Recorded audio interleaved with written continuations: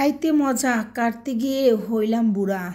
আসলে কি বলছি আর কাকে বলছি আর কি কারণে বলছি সেটাই আপনাদের সাথে শেয়ার করব। এই যে দেখতে পাচ্ছেন ছোট মাছ, যাই হোক এটা না হয় আরেকটু পরেই বলি। আর এখানে ভ্যান থেকে আমি কিছু মূলা শাক নিয়েছি। মূলা শাকটা কেন নিয়েছি জানেন? একের ভিতরে দুই, মূলাটাও খাওয়া যাবে আর মূলা শাকটাও ভাজি খাওয়া যাবে। তার জন্যই নিলাম, কারণ জিনিসপত্রের যে দাম, যদি একের ভিতরে দুই হয় সমস্যা কোথায় বলেন তো? আর এখানে দেখলাম রাস্তার পাশেই একজন সমস্ত মশলা বিক্রি করতেছে, কোনো মশলা বাদ নেই।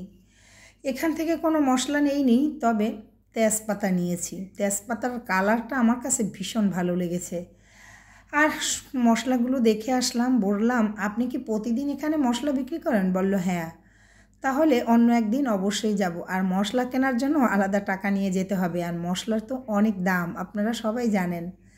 আর আজকে আমি কী কী নিয়ে আসছি, মূলা শাক সেটা তো আপনারা দেখছেন, আর ধনেপাতা তো থাকতে হবে, কমন জিনিস।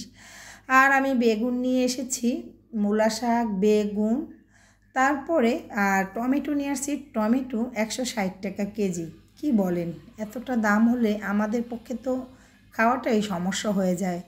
তারপরে মুখের স্বাদ বাড়ানোর জন্য খেতে হবে। আর কিছু সিম নিয়ে এসেছি। আর মাছটা কেটে নিয়ে আসলাম, কারণ বাজার শেষ মুহূর্ত, রুই মাছটা কেটে নিয়ে আসলাম আর সেটাও এখানে ঢেলে নিলাম। বিশেষ করে মলান্তি মাছ এনেছি, মানে মলা মাছ। সেটা কাটতে গিয়ে আজকে আমার প্রচুর কষ্ট হয়েছে। আমার কি বলবো, অনেকটা সময় লেগেছে।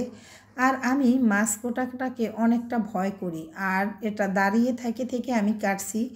অনেকটা সময় লেগেছে। ভাবছিলাম যে আজকে ফ্রিজে রেখে দিব, কালকে পরিষ্কার করব। ভাবলাম ফ্রিজ থেকে বের করব, তারপরে ঠান্ডা থাকবে আর মাছটাও সেরকম ফ্রেশ আর তাজা থাকবে না।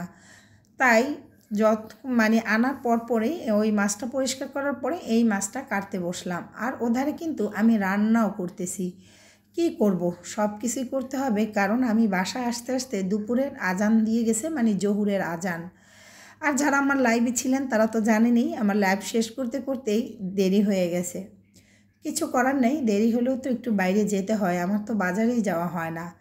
আর এখানে মাছ ভাজাও বসিয়ে দিলাম। ওইদিকে কিন্তু আমি মাছ তরকারি কাটতেছি, যেহেতু সিম, আলু, টমেটো দিয়ে এই রুই মাছটা রান্না করব। আর আমি এখানে কয়েক পিস মূলা, যেই শাকটা মূলো সহ কিনেছি সেটারও কয়েক পিস দিয়ে দিলাম। মূলা কিন্তু এই প্রথমেই মূলা খেতে ভীষণ ভালো লাগে, তারপর কিন্তু আর খাওয়া হবে না। আর এখানে কাজ করতেছি আমি, কিন্তু বেশিরভাগ তরকারি বলেন, মাছ বলেন, মুরগি আমি দাঁড়িয়ে থেকেই কাটার অভ্যাস। আসলে এই আর কি, মশলাটা কষিয়ে নিলাম, আর যে সবজিটা কেটে রেখেছি সেটা কিন্তু এখানে দিয়ে ভালো করে কষিয়ে নেব।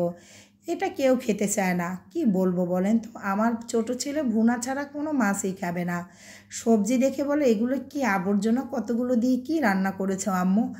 আর কি বলার, ওর কাছে এগুলো ভালো লাগে না। ও বলল আমার জন্য তুমি আলাদা করে একটু ভুনা তো করতে পারতে আম্মু। যাই হোক, রান্নার শেষে যেহেতু ও তরকারিটা একদমই পছন্দ করলো না, আর এই তরকারি সবজি দিয়ে কোনো মাছ রান্না করলে ও খেতেই চায় না। তারপর কিছু চিংড়ি মাছ ছিল ফ্রিজে, সেটা ওকে ভুনা করে দিয়ে দিলাম। আর কপালটাই খারাপ, এদিকে কাজ করছিলাম, ওইদিকে চিংড়ি মাছ পুড়ে গেছে। তারপরও যাই হোক, চিংড়ি মাছ পোড়া মানে ভাজা ভাজা, সেটা দিয়ে কোনো মতে একটু ভাত খেয়েছে, আলহামদুলিল্লাহ। আর এখানে আমি মশলাটা সুন্দর করে কষিয়ে নিচ্ছি। আর ছোট ছোট দুটো টমেটো এখানে দিয়ে দিয়েছি। তারপরে এখনই আমি পানি অ্যাড করে দিব। পানি অ্যাড করে দেওয়ার পরে কিছুক্ষণ ঢেকে রাখবো। যখন এই তরকারিটা একদম টকবক করবে তখনই আমি মাছটা ছেড়ে দিব। আসলে রান্না তো সবাই করতে পারে, তাই না? এক একজনের রান্নার ধরন এক এক রকম, আর এক একজনের হাতের স্বাদ কিন্তু এক এক রকম। কি সত্যি বলছি না বলেন তো? আর ধনেপাতা এক গাদি দিয়ে দিলাম, কারণ ধনেপাতা যেহেতু এখন হস্তেই পাওয়া যায় 10 টাকা 20 টাকা, তাহলে কম কেন দিব? আর ধনেপাতার ফ্লেভারটা কিন্তু সব সময় ভালো লাগে। কি বলেন আপু ভাইয়ারা? আর আজকের রান্না আর আজকের ভিডিওটা আপনাদের কাছে কেমন লেগেছে সেটা কিন্তু অবশ্যই কমেন্ট করবেন। আর সবাই ভালো থাকবেন, সুস্থ এবং সুন্দর থাকবেন। আল্লাহ হাফেজ।